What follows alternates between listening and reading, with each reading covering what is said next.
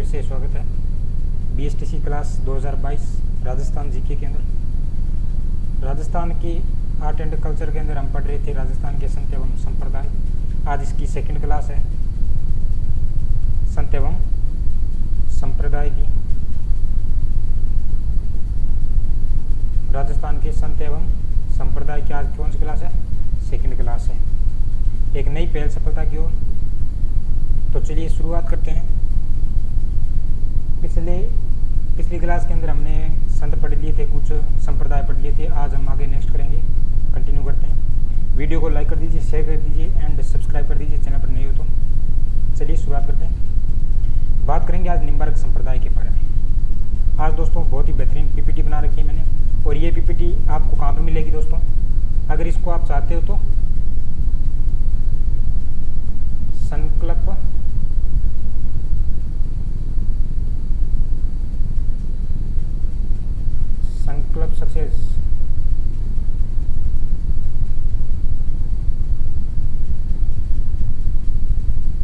Success point, ये आपके Telegram channel पर मिल जाएगा। संकल्प सक्सेस पॉइंट नाम का टेलीग्राम चैनल है, वो ज्वाइन कर लीजिए आप। वहाँ पर जितनी भी क्वेश्चन पीडीएफ होती है या फिर जो भी थ्योरी पीडीएफ है वो वहाँ पर अवेलेबल मिलेगी आपको, और इसकी लिंक है वो डिस्क्रिप्शन के अंदर मिल जाएगी। तो चलिए नेक्स्ट शुरू करते हैं हम। आगे निम्बार्क संप्रदाय पढ़ेंगे आज है हमारा निम्बार्क संप्रदाय। निम्बार्क संप्रदाय को किस नाम से जानते हैं, प्रवर्तक इसके कौन थे, उन सभी के बारे में विस्तार से देखेंगे। दोस्तों मैं कहता हूँ BSTC के अंदर इस पीपीटी से बाहर एक क्वेश्चन नहीं जाने वाला, ये ध्यान रख लेना। संत एवं संप्रदाय के अंदर निम्बार्क संप्रदाय, जैसे ही हमारा संत एवं संप्रदाय कंप्लीट होगा उसका मैं कम से कम 100 क्वेश्चन लेकर आने वाला हूँ, जिससे आपका जो निम्बार्क संप्रदाय वो एकदम कंप्लीट हो जाएगा। एक भी क्वेश्चन इससे बाहर नहीं जाएगा। चलिए बात करते हैं निम्बार्क संप्रदाय की। तो निम्बार्क संप्रदाय को हंस संप्रदाय के नाम से भी जाना जाता है।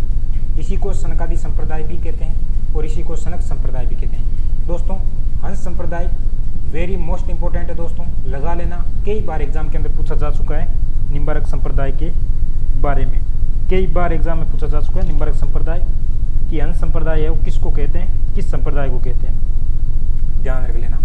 चलिए आगे बात करें। मारवाड़ के अंदर हम बात करें कि मारवाड़ के अंदर निम्बार्क संप्रदाय को किस नाम से जाना जाता है, तो मारवाड़ के अंदर है वो निम्बावत साध के नाम से जाना जाता है निम्बार्क संप्रदाय को। अच्छा, निम्बार्क संप्रदाय के प्रवर्तक की बात करते हैं। तो कौन थे प्रवर्तक? निम्बार्काचार्य जी थे। निम्बार्काचार्य जी निम्बार्क संप्रदाय के प्रवर्तक थे, और इसी को क्या कहते हैं, या निम्बार्काचार्य जी को सुदर्शन चक्र के अवतार भी माने जाते हैं। किनको? निम्बार्काचार्य जी को। किनको माना जाता है? निम्बार्काचार्य जी को माना जाता है सुदर्शन चक्र के अवतार। अच्छा, निम्बार्काचार्य जी का अगर जन्म की बात करें तो कब होता है? 12वीं शताब्दी के अंदर इनका जन्म होता है। 12वीं सदी के अंदर इनका निम्बार्काचार्य जी का जन्म होता है। एक तेलंग ब्राह्मण परिवार के अंदर होता है, ठीक है ना, तेलंग ब्राह्मण परिवार के अंदर होता है। इनके गुरु की बात करें तो गुरु कौन थे? नारद मुनि। नारद मुनि इनके गुरु थे, जहाँ से इन्होंने शिक्षा ग्रहण की या दीक्षा ग्रहण की थी। अच्छा, जो इस संप्रदाय के निम्बार्क संप्रदाय के मंदिर है उनको क्या कहते हैं? इनको गोपाल द्वारे कहते हैं दोस्तों। क्या कहते हैं? गोपाल द्वारे। क्या कहते हैं? गोपाल द्वारे कहते हैं निम्बार्क संप्रदाय के मंदिरों को। चलिए जन्म की अगर हम बात करें, आंध्र प्रदेश के अंदर हुआ था, तेलंग ब्राह्मण परिवार के अंदर 12वीं शताब्दी के अंदर हुआ। अच्छा, बचपन का क्या नाम था निम्बार्क संप्रदाय के? जो निम्बार्काचार्य जी इनका बचपन का क्या नाम? तो बचपन का इनका नाम मिलता है वो हमें मिलता है भास्कर। क्या नाम मिलता है दोस्तों? भास्कर नाम मिलता है बचपन का। बचपन का नाम है, चलिए बचपन का नाम हमें क्या मिलता है? भास्कर मिलता है। आगे हम देखते हैं इनकी प्रमुख रचना। कौन सी है प्रमुख रचना? वेदांत परिजात भाष्य और 10 श्लोकी। यहाँ पर 10 श्लोकी है दोस्तों, 10 श्लोकी इनकी जो प्रमुख रचना है। 10 श्लोकी और वेदांत परिजात, वेदांत परिजात भाष्य और 10 श्लोकी इनकी कौन सी रचना है? दोस्तों प्रमुख रचना है। अगर हम बात करते हैं 10 श्लोकी के बारे में, तो दोस्तों 10 श्लोकी के बारे में अगर बात करें तो इसमें कृष्ण व राधा की जो भक्ति के महत्व पर बल दिया गया दोस्तों। कृष्ण व राधा की भक्ति के महत्व पर क्या दिया दोस्तों? बल दिया गया है। कृष्ण व राधा की भक्ति के महत्व पर बल दिया गया है 10 श्लोकी ग्रंथ के अंदर। चलिए आगे बात करते हैं। नेक्स्ट हम बात करेंगे और क्या क्या इनके बारे में जानकारी मिलती है। तो इन्होंने जो नवीन दर्शन दिया था या दर्शन प्रतिपादित किया था वो किया था द्वैताद्वैत या फिर भेदोभेद, जिसमें ईश्वर, जगत और आत्मा के बारे में हमें जानकारी मिलती है। अच्छा, इनकी प्रमुख पीठ जो निम्बार्क संप्रदाय है, इसकी प्रमुख पीठ अगर भारत में देखें तो कहाँ मिलती है हमें? भारत के अंदर इनकी जो प्रमुख पीठ है वो वृंदावन, मथुरा, उत्तर प्रदेश के अंदर हमें मिलती है भारत के अंदर। लेकिन राजस्थान में कहाँ मिलती है? राजस्थान में निम्बार्क संप्रदाय की जो पीठ है वो सलेमाबाद अजमेर के अंदर है। सलेमाबाद अजमेर के अंदर है, रूपनगढ़ नदी के किनारे है दोस्तों। किसके? रूपनगढ़ नदी के किनारे। कई बार एग्जाम में पूछा जा चुका है, आगे भी पूछा जाएगा। किस नदी के किनारे? तो रूपनगढ़ नदी के किनारे सलेमाबाद अजमेर के अंदर। सलेमाबाद अजमेर के अंदर स्थापना की अगर बात करते हैं तो परशुराम जी देवाचार्य के द्वारा की गई थी, जो 36वें निम्बार्काचार्य थे। अच्छा, परशुराम जी देवाचार्य जी के ही शिष्य थे, गुरु थे दोस्तों। कौन थे? परशुराम जी देवाचार्य जी के गुरु हरिव्यास जी देवाचार्य थे। और हरिव्यास जी देवाचार्य थे जिन्होंने इस संप्रदाय में जो पीठ की जो सुव्यवस्थित और एवं प्रभावी रूप से इनको क्या किया, पुनर्गठन किया इसका, और अपने 12 शिष्यों को निम्बार्क संप्रदाय के प्रचार प्रसार के लिए इनका दायित्व सौंप दिया था दोस्तों। अलग अलग स्थानों पर जाकर जो इनके 12 शिष्य थे उनको प्रचार प्रसार का दायित्व सौंपा और वो अलग अलग स्थान पर जाकर प्रचार किया था निम्बार्क संप्रदाय का। ठीक है ना। अच्छा, बात करते हैं परशुराम जी देवाचार्य के बारे में। तो इनका जन्म है वो सीकर के अंदर होता है, खंडेला सीकर के अंदर। खंडेला जो सीकर के पास में, खंडेला सीकर के अंदर इनका जन्म होता है परशुराम जी देवाचार्य जी का। चलिए नेक्स्ट अगर हम बात करते हैं अन्य पीठ की, तो जो निम्बार्क संप्रदाय है इसकी अन्य पीठ हमें उदयपुर में भी मिलती है और जयपुर में भी मिलती है, ध्यान रख लेना। बात करते हैं नेक्स्ट, नोट लगा कर लिख लेना कि इस संप्रदाय में जो राधा और कृष्ण की युगल रूप की पूजा की जाती है, दोनों के साथ में यहाँ पर पूजा की जाती है, राधा व कृष्ण की, ध्यान में रख लेना। आचार्य परशुराम जी की अगर बात करें, पीछे हमने पढ़ लिया लेकिन हम बात कर लेते हैं आचार्य परशुराम जी, जिनका जन्म 16वीं शताब्दी के अंदर हुआ था दोस्तों। कब हुआ? 16वीं शताब्दी के अंदर। ठिकरिया गांव, ये सीकर के खंडेला में पड़ता है ठिकरिया गांव, और ये निवासी कहाँ के थे? नारनौल, हरियाणा के निवासी थे, नारनौल के निवासी थे। इनके गुरु हरिव्यास जी देवाचार्य थे और इन्होंने जो तप किया था वो कहाँ पर किया था? नारद टीला, जो मथुरा यूपी के अंदर है दोस्तों। कहाँ पर है? नारद टीला, मथुरा यूपी के अंदर पड़ता है। कौन सा टीला? नारद टीला, जहाँ पर आचार्य परशुराम जी के द्वारा तप किया गया था। अगर हम बात करते हैं आचार्य परशुराम जी की समाधि की, तो दोस्तों इनकी समाधि सलेमाबाद अजमेर के अंदर बनी हुई है, जहाँ पर निम्बार्क संप्रदाय की पीठ स्थित है। यहाँ पर इनके जो चरण पादुकोण है उनकी पूजा की जाती है दोस्तों। किनकी? परशुराम जी देवाचार्य की। ध्यान रख लेना, हमने क्या पढ़ा? परशुराम जी के जीवन के बारे में पढ़ा था। जन्म कब हुआ, कहाँ पर हुआ? ठिकरिया गांव में हुआ था। निवासी कहाँ के थे? ये नारनौल के थे। और इनके गुरु हरिव्यास जी देवाचार्य, और जो तप किया था वो कहाँ पर किया था? नारद टीले पर किया था, मथुरा उत्तर प्रदेश के अंदर है। समाधि की अगर बात करें तो समाधि इनकी सलेमाबाद अजमेर के अंदर बनी हुई है। आगे बात करते हैं, बात करेंगे रामानुजाचार्य जी। रामानुजाचार्य जी के बारे में बात करेंगे। इन्होंने कौन सा संप्रदाय चलाया था, जन्म कब हुआ, कहाँ पर हुआ, सभी के बारे में देखेंगे, बात करेंगे रामानुजाचार्य जी। चलिए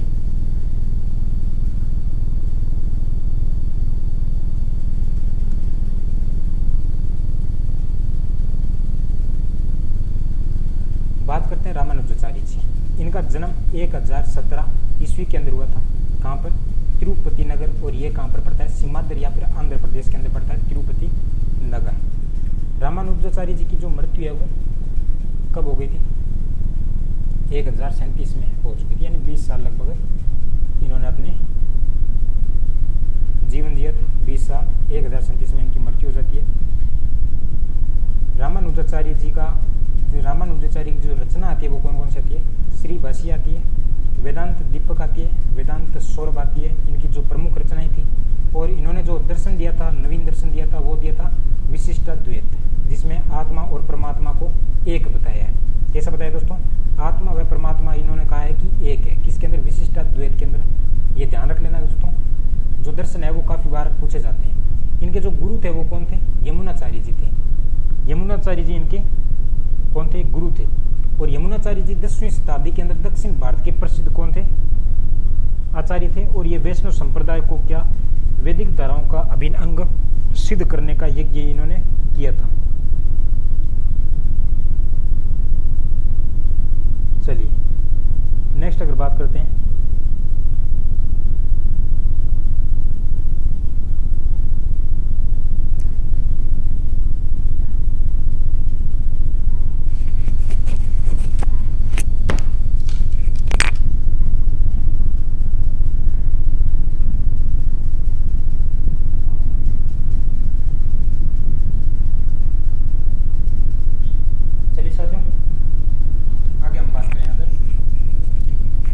यमुनाचार्य जी।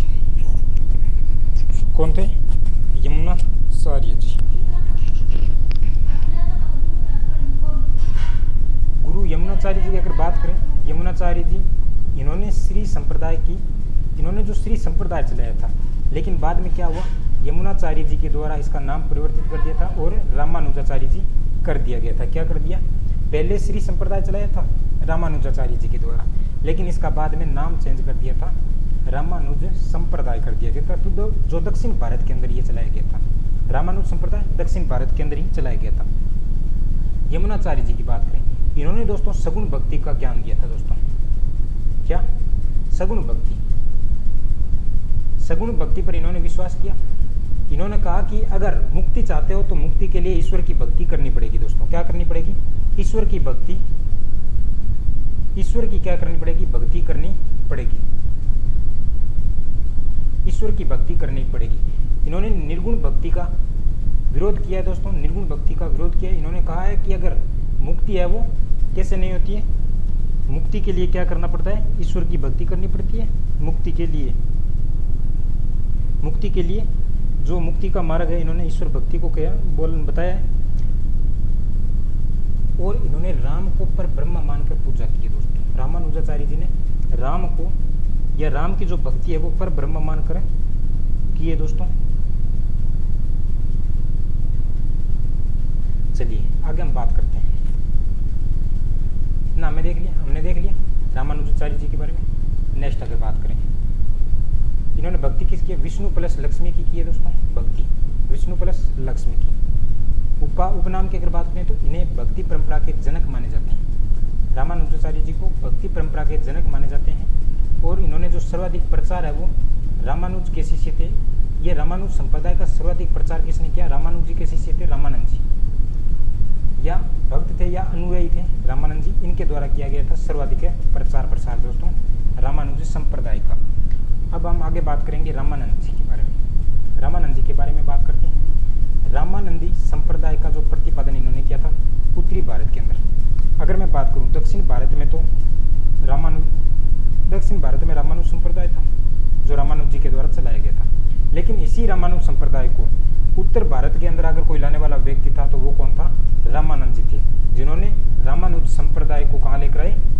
उत्तर भारत के अंदर लेकर आए और वहां पर इन्होंने रामानंदी संप्रदाय चला दिया था। भक्ति, मैं यूं कहूँ कि भक्ति आंदोलन को इन्होंने उत्तर भारत में लाया था और यहाँ पर रामानंदी संप्रदाय का प्रतिपादन कर दिया था।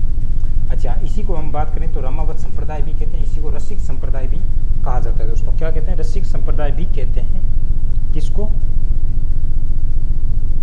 अपने रामानंदी संप्रदाय को। बात करते हैं रामानुज जी के बारे में, कुछ परिचय देख लेते हैं। इनका जन्म है वो 1299 ईस्वी के अंदर होता है, प्रयाग उत्तर प्रदेश के अंदर। प्रयाग कहाँ पर पड़ता है? उत्तर प्रदेश के अंदर पड़ता है। प्रयाग उत्तर प्रदेश के अंदर इनका जन्म होता है और ये निवासी काशी उत्तर प्रदेश के थे। दोस्तों पिताजी का नाम पुण्य सदन जी थे। पुण्य सदन जी इनके पिताजी का नाम था। आगे बात करें, नेक्स्ट हम बात करें माता जी का नाम। क्या नाम था माता जी? सुशीला देवी। कौन सी देवी थी? सुशीला देवी इनकी माता जी थी। पिताजी का नाम पुण्य क्या था? पुण्य सदन जी इनके पिताजी का नाम था। अगर हम गुरु की बात करें तो दोस्तों गुरु रामानुजाचार्य जी इनके गुरु थे। लेकिन आपको ध्यान रख लेना है,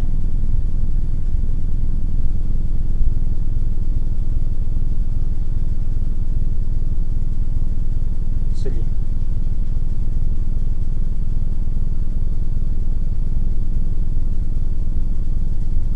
हाँ जी, इनका जो निधन है वो कब हुआ? 1411 ईस्वी के अंदर इनका निधन हो चुका था। भक्ति आंदोलन को दक्षिण भारत से उत्तर भारत में लाने का कार्य किसने किया था? तो रामानंद जी ने किया था। भक्ति आंदोलन को दक्षिण भारत से उत्तर भारत में लाने का कार्य उत्तर भारत में लाकर वहां पर इन्होंने संप्रदाय चला दिया था, रामानंदी संप्रदाय। रामानंदी संप्रदाय की राजस्थान के अंदर अगर मुख्य पीठ पूछ ली जाती है तो वो गलता जी जयपुर के अंदर है। गलता जी जयपुर के अंदर, जिसके संस्थापक कौन थे? तो कृष्णदास बिहारी जी थे। और ये रामानंद जी के कौन थे दोस्तों? शिष्य थे रामानंद जी के। चलिए, यहाँ पर पहले कापालिक संप्रदाय की पीठ थी दोस्तों, जिसके अध्यक्ष कौन थे? चतुरनाथ जी थे। और चतुरनाथ जी को कृष्णदास बिहारी जी के द्वारा शास्त्रार्थ के अंदर पराजित करके यहाँ पर किसकी संप्रदाय की स्थापना की गई थी? तो यहाँ पर रामानंदी संप्रदाय की मुख्य पीठ की स्थापना की गई थी गलता जयपुर के अंदर। आगे हम बात करते हैं उपनाम क्या क्या है। गलता जयपुर के उपनाम मिलते हैं। उत्तरी तोतादरी, जिस प्रकार दक्षिण भारत के अंदर उत्तरी तोतादरी था, इसी प्रकार राजस्थान के अंदर भी उत्तरी तोतादरी था। गालो ऋषि का आश्रम होने के कारण या गालो ऋषि की तपोस्थली होने के कारण इसको क्या कहा गया? गालो तीर्थ कहा गया दोस्तों।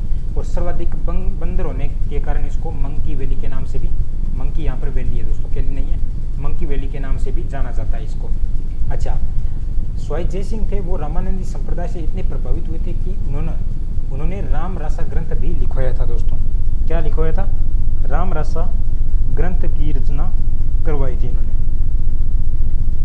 राम रासा ग्रंथ की रचना करवाई थी दोस्तों। किसके द्वारा? इनके दरबारी कवि थे, यहाँ लिख देता हूँ मैं, राम रासा, यहाँ राम रासा है दोस्तों। राम रासा ग्रंथ की स्थापना, ग्रंथ लिखवाया कवि कृष्णदास है। कौन थे? कृष्ण भट्ट कलानिधि थे, दरबारी कवि थे कृष्ण भट्ट कलानिधि। जो दरबारी कवि थे, इनके द्वारा राम रसा ग्रंथ लिखवाया था स्वाई जय सिंह के द्वारा। बात करें भक्ति की, तो भक्ति इसमें राम व सीता की युगल जोड़ी में की जाती है दोस्तों। राम व सीता को साथ में युगल जोड़ी मानकर पूजा की जाती है यहाँ पर। और इन्होंने जो उपदेश दिया था, रामानंद जी ने उपदेश दिए थे, वो हिंदी भाषा के अंदर दिए थे। किस भाषा में दिए थे? संस्कृत भाषा में न देकर सामान्य बोलचाल की जो भाषा थी हिंदी, उसके अंदर दिए थे उपदेश इन्होंने। और इसकी जो अन्य पीठ है वो रेवासा सिक्कर के अंदर है। और इसी की स्थापना अग्रदास जी ने की गई थी। अग्रदास जी किसके शिष्य थे? तो ये अग्रदास जी है वो कृष्णदास पेरी के शिष्य थे। सॉरी आपके दोस्तों, किसके थे? हाँ सॉरी, कृष्णदास पेरी के शिष्य थे। पेरी इनका नाम क्यों था? क्योंकि इन्होंने केवल दूध का सेवन किया करते थे, इसलिए इनका नाम पड़ गया था कृष्णदास बिहारी। इनके शिष्य थे अग्रदास जी, जिन्होंने रेवासा सिक्कर के अंदर एक अन्य पीठ की स्थापना की थी।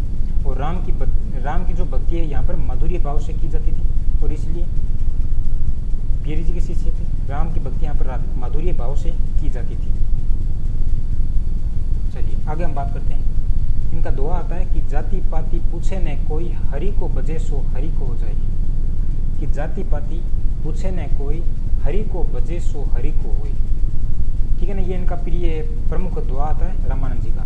इनके प्रमुख अगर ग्रंथ की हम बात करें कौन कौन से, तो राम रक्षा स्तोत्र प्रमुख ग्रंथ आता है। राम रक्षा स्तोत्र, रामानुजाचार्य या राम अर्जुन पद्धति, गीता भाष्य, वैष्णव भास्कर, इनके प्रमुख ग्रंथ। बात करें रामानंद जी को भक्ति आंदोलन का सेतु भी कहा जाता है दोस्तों। दक्षिण भारत और उत्तरी भारत के अंदर जो जोड़ने का कार्य करते हैं वो रामानंद जी के द्वारा किया गया था। भक्ति आंदोलन को जोड़ने का कार्य दक्षिण भारत और उत्तरी भारत के अंदर किसके द्वारा किया गया? रामानंद जी के द्वारा। इसीलिए इनको क्या कहते हैं? भक्ति आंदोलन के सेतु के नाम से जाना जाता है। और रामानंद जी पहले शिष्य हुए थे, या पहले जो क्या संत हुए थे जिन्होंने सर्वप्रथम महिलाओं को यहाँ पर शामिल किया था दोस्तों। किनको? यहाँ पर महिलाओं को भी शामिल किया गया था, महिलाओं को भी शामिल किया था अपने इस संप्रदाय के अंदर। चलिए आगे हम बात करते हैं। महिलाओं को शामिल किया। और प्रमुख शिष्य कौन थी? पद्मावती थी और सूरश्री इनकी प्रमुख जो महिला शिष्य हुआ करती थी। इनके 12 प्रधान शिष्य थे, जिसमें वेदास जी, कबीर जी और आदि जो ये प्रमुख संत हुए वो इनके प्रमुख 12 प्रधान शिष्य हुए थे। रामानंद जी की अगर बात करें तो रामानंद जी हनुमान जी की आरती लिखी थी। रामानंद जी के द्वारा, रामानंद जी के द्वारा हनुमान जी की आरती लिखी गई थी। बात करें आगे हम संत पिंपा जी के बारे में। संत पिंपा जी जिनका जन्म 1425 ईस्वी के अंदर गागरोन झालावाड़ के अंदर हुआ था दोस्तों। गागरोन झालावाड़ के अंदर हुआ था, जो मारवाड़ गैस के अंदर आया करती थी गागरोन। अच्छा, इनके जो पिताजी का नाम था वो कड़वासरा खिंची थे पिताजी, और माताजी लक्ष्मीवती थी। इनकी पत्नी भी थी सीता देवी इनकी पत्नी थी। और इनके कहने पर है वो इन्होंने जो संत पिंपा जी ने है वो अपना जो राजकाज जो भतीजे भोजराज को सौंपकर शासन से संन्यास ले लिया था दोस्तों। किसने? संत पिंपा जी ने। और ये बनास में रामानंद जी के शिष्य बने थे। रामानंद जी के शिष्य बने थे कहाँ पर? बनास के अंदर। बचपन का नाम अगर पूछा जाता है संत पिंपा जी का, कई बार पूछा गया दोस्तों, मोस्ट इंपोर्टेंट है, ध्यान रख लेना, इंपोर्टेंट लगा लेना। प्रताप सिंह जो इनके बचपन का नाम था, इनकी छतरी गागरोन गढ़ दुर्ग के अंदर बनी हुई है। गागरोन दुर्ग के अंदर बनी हुई है छतरी, संत पिंपा जी की छतरी। चलिए आगे हम बात करते हैं कि राजस्थान में जो भक्ति की अलग जगाने वाले व्यक्ति प्रथम व्यक्ति थे या प्रथम जो संत थे, तो वो कौन थे?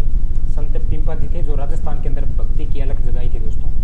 और पिंपा जी की दोस्तों 20 रानियां थी, फुल 1 दर्जन रानियां थी, 20 रानियां थी। इनमें से सबसे छोटी रानी थी वो थी सेलखड़ी पद्मावती। और इन्होंने जो पिंपा जी को भक्ति में सहयोग किया था दोस्तों। किसने?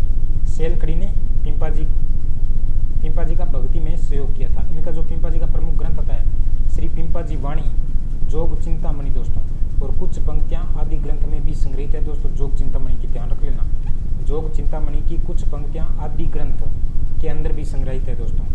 गागरोन दुर्ग पर फिरोज शाह तुगलक के द्वारा विफल आक्रमण किया गया था या असफल आक्रमण किया गया था। यहाँ पर संत पिंपा जी फिरोज शाह के साथ में लड़ते हुए इन्हें वापस हार का सामना करना पड़ता है फिरोज शाह तुगलक को दोस्तों। संत पिंपा जी ने कई चमत्कार दिए। पहला अगर हम बात करें कि शेर को पालतू बनाया, एक जंगली शेर जो जानवर उसको पालतू बनाना। दूसरा, तेली जाति के व्यक्ति को जिंदा करना फिर से, और ये हमें उल्लेख कहाँ पर मिलता है? पिंपा प्रचय के अंदर और पिंपा चरित्र में मिलता है दोस्तों हमें जानकारी कि इन्होंने तेली जाति के व्यक्ति को जिंदा वापस कर दिया था। चलिए आगे हम बात करते हैं संत पिंपा जी की गुफा कहाँ पर बनी हुई है। तो दोस्तों संत पिंपा जी की गुफा है वो टोडा राय सिंह टोंक के अंदर पड़ता है। यहाँ पर संत पिंपा जी की गुफा बनी हुई है और इनको ज्ञान की प्राप्ति व मृत्यु यहीं पर हुई थी दोस्तों। कहाँ पर है? टोडा राय सिंह टोंक के अंदर, इसी गुफा के अंदर।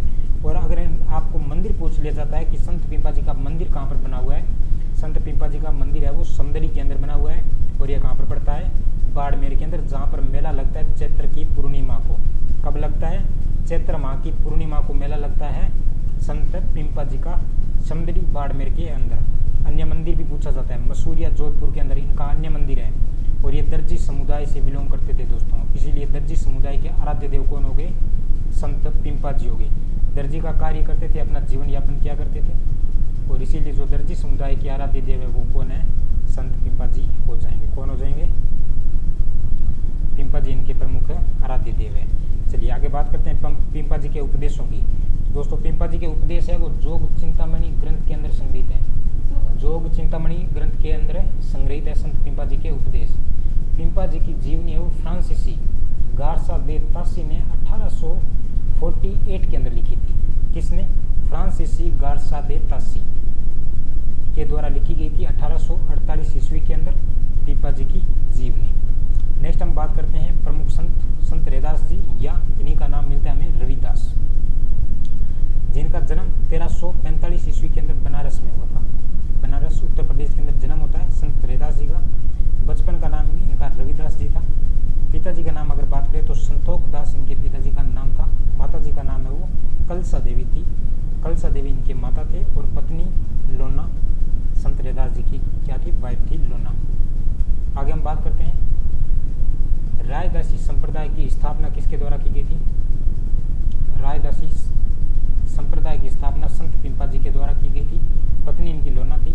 और कबीर जी या कबीर ने इन्हें क्या कहा? संतों का संत कहा था कबीर जी ने या कबीर जी के द्वारा संत रैदास जी को संतों का संत कहा था। और इनकी वाणी है वो कहाँ पर संग्रहित है? पर्ची के अंदर है। इनकी वाणी है वो पर्ची है। और छतरी की बात करें तो चित्तौड़गढ़ दुर्ग के अंदर इनकी प्रमुख छतरी बनी हुई है संत रैदास जी की। और मीरा के जो आध्यात्मिक गुरु थे वो कौन थे दोस्तों? संत रैदास जी थे। संत रैदास जी चमार जाति से थे दोस्तों, चमार जाति से थे संत रैदास जी। हमें मिलता है कि सदना पीर नामक एक मुस्लिम जो संत रैदास जी को मुसलमान बनाने आया था, लेकिन संत रैदास जी की भक्ति को देखकर, संत रैदास जी के जो भक्ति भावों को सुनकर ये स्वयं रामदास के नाम से संत रैदास जी का शिष्य बन जाता है। इतने पावरफुल थे इनके जो भक्ति के गुण या भक्ति का जो रस था वो इतना लुभावना रस था कि सदना पीर नामक एक मुस्लिम इन्हें मुसलमान बनाने आया था, संत रैदास जी को मुसलमान बनाने आया था। लेकिन हुआ उल्टा कि यहाँ पर संत रैदास जी के जो भक्ति के भाव सुनकर रामदास के नाम से खुद क्या बन गया, संत रैदास जी का शिष्य बन गया था। चलिए बात करते हैं आगे। जाति हमने बता दी, चमार जाति से बिलोंग करते थे संत रैदास जी। मीरा के कौन से गुरु थे? मीरा के आध्यात्मिक गुरु थे। पूछा जाता है मीरा के कौन से गुरु थे? संत रैदास जी आध्यात्मिक गुरु। और इनकी छतरी चित्तौड़गढ़ ध्रुव केंद्र बनी हुई है और इनकी पंक्तियां आती है कि कहे रैदास चमार मन चंगा तो कठौती में गंगा। जाति चमार थी लेकिन हमें मन चंगा होना चाहिए, ये रैदास जी की पंक्ति है दोस्तों। उपदेश की बात करें रैदास जी का, तो रैदास जी का जो उपदेश है वो रैदास जी की पर्ची के अंदर संग्रहित है। रैदास जी के ग्रंथ आते हैं प्रमुख, रैदास जी की पर्ची, रैदास जी की वाणी इनके प्रमुख ग्रंथ थे दोस्तों, किनके? संत रैदास जी की। तो आज हमने काफ़ी संतों के बारे में पढ़ा है, निम्बार्क संप्रदाय के बारे में पढ़ा, रामानुज संप्रदाय, संत रैदास जी, संत पिंपा जी आदि के बारे में पढ़ा था। इसी प्रकार इसी में तरह मैं PDF के माध्यम से दोस्तों आपको पढ़ाने वाला हूँ, जिससे आपको जो BSTC का टाइम है वो काफ़ी कम बचा है, इसलिए आपको हेल्प मिल सकती है। और इस PDF को आप टेलीग्राम चैनल संकल्प सक्सेस पॉइंट से डाउनलोड कर सकते हो, जिसकी लिंक डिस्क्रिप्शन के अंदर मिल जाएगी।